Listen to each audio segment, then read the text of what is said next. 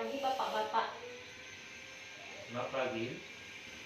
Di mana pada pagi hari ini sebelumnya saya tanyakan dulu gimana kabarnya Bapak-Bapak yang ada di sini. Sehat. Seperti minggu yang lalu, bulan yang lalu kita sudah mendiskusikan tentang apa ya Pak ya? Tentang masalah apa? Ada yang ingat nggak? Bulan yang lalu pembahasannya tentang apa? Nggak lupa. Loh, jadi tidak ada dipraktekkan?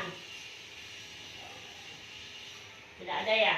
Bulan yang lalu kita telah mempelajari bagaimana cara berubah perilaku anak. Bukan seperti itu?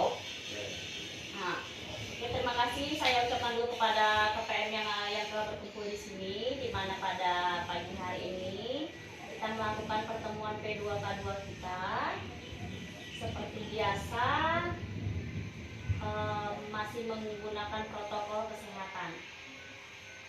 Adapun diskusi kita pada pagi hari ini mengenai peningkatan kesejahteraan sosial lanjut usia. Sebelumnya, menurut bapak-bapak semuanya, apa itu lanjut usia?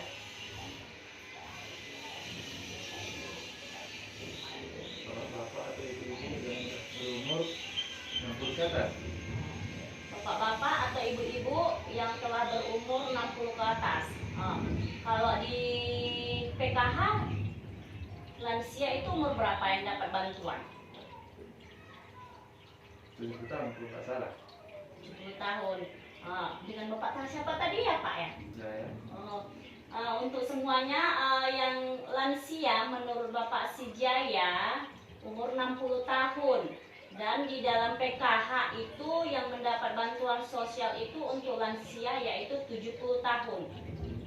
Di sini saya akan mendiskusikan kepada KPM semuanya mengenai lansia. Lansia itu orang tua yang sudah berumur, kata Bapak Sijaya.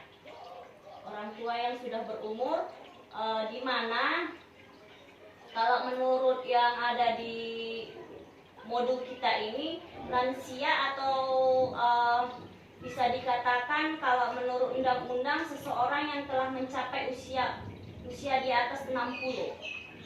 Berarti di atas 60 ke atas berarti dia udah lansia. Sedangkan di bawah 60 ke atas itu masih dikatakan belum lansia. Tetapi di sini didefinisikan menurut WHO atau Organisasi Dunia, lansia itu kalau usia 45 sampai 59 tahun usia pertengahan. Berarti dia masih belum dikatakan lansia, belum dikatakan tua, masih mau menuju. Sedangkan usia lanjut usia itu 60 sampai 74 tahun. Di sini ada batasannya. Itu menurut WHO, Organisasi Dunia. Sedangkan lanjut usia tua 75 sampai 90 tahun. Dan di atas 90 tahun itu udah lansia sangat tua. Di sini bapak-bapak semuanya, apakah ada yang masih ada orang tuanya yang berumur 90 tahun? Sudah jarang. Sudah jarang. Berarti bapak-bapak di sini nggak punya orang tua lagi ya?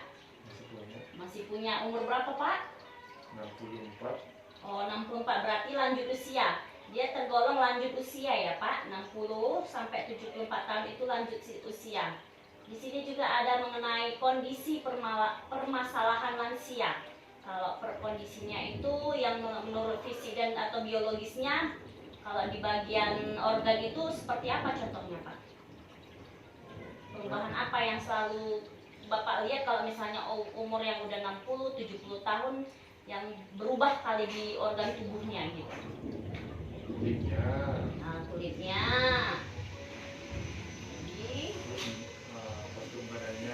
Postur badannya membengkuk. Di sini Kebanyakan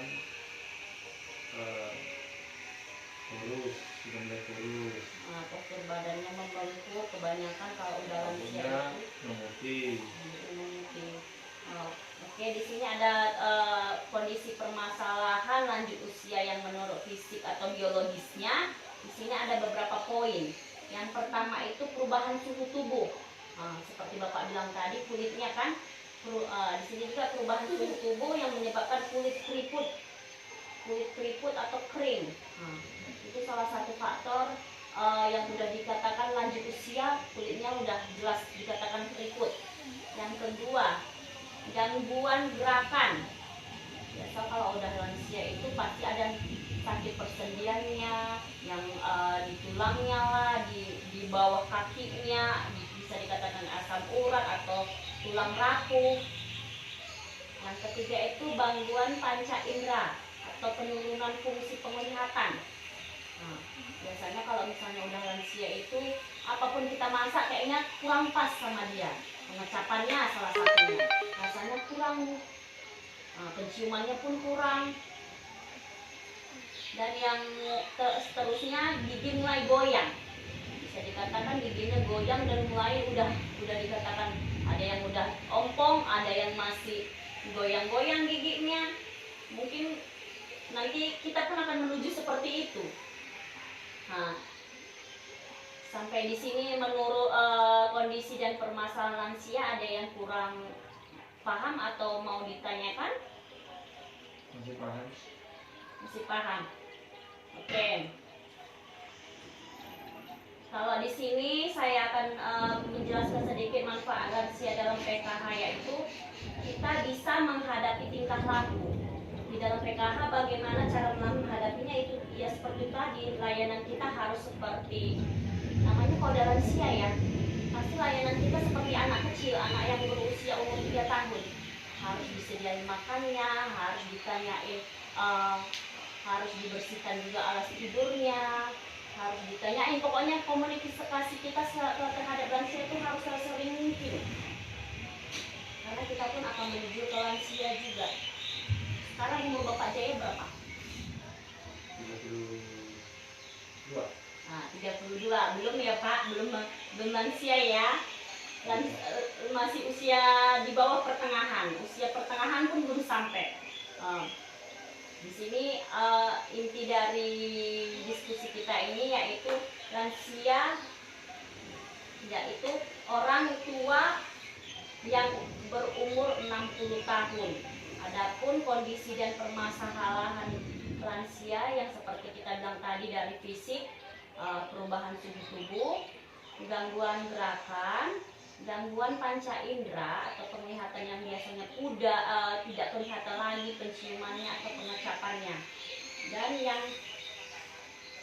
terakhir itu gangguan saluran kencing juga iya ya.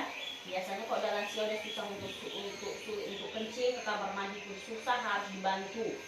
Yang seterusnya lagi, gigi mulai goyah atau penyakit yang sering muncul seperti stroke atau darah tinggi. Di sini juga tadi sudah saya jelaskan mengenai lansia. Kalau menurut organisasi dunia itu tergolong jadi 4. Lansia usia pertengahan dengan usianya 45 sampai 59, usia lanjut usia 60 sampai 74 tahun, lanjut usia tua 75 sampai 90, lanjut usia sangat tua di atas 90. Jadi untuk cara menangani lansia itu ya itu tadi, kita harus memperhatikannya, sering-sering kita berkomunikasi dengan dia, memberikan makanan 4 sehat 5 sempurna, sebagaimana kita menjaga seorang anak kecil. Karena lansia ini kita akan menuju situ, dan dia akan perubahannya pun seperti anak kecil juga.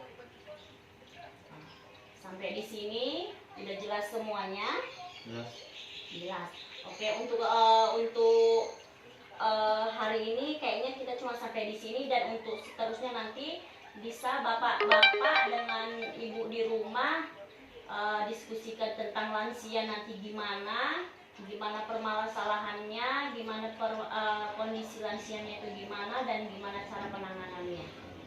Oke, sampai di sini kita tutup ya Bapak. Kita beri aplaus dulu.